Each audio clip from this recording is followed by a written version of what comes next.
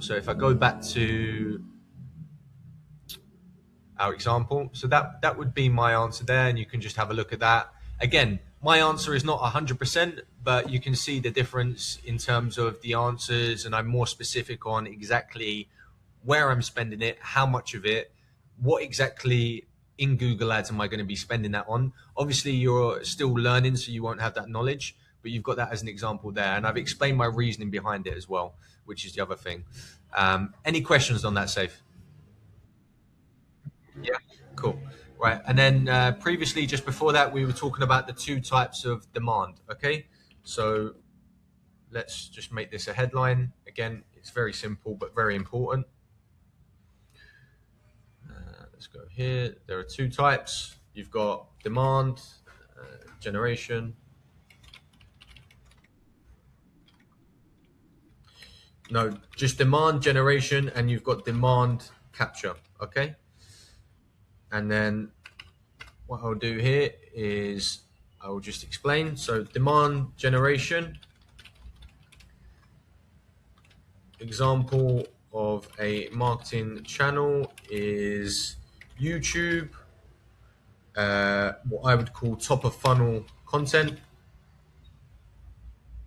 Put that in bold. Or Facebook, top of funnel content / middle of funnel, you can say.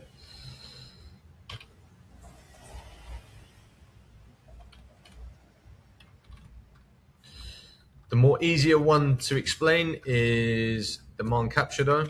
Okay, so demand capture is basically demand that is already there. Someone already knows. Like the example I just used, Nike black trainers, men's size 10. I would label that as a demand capture.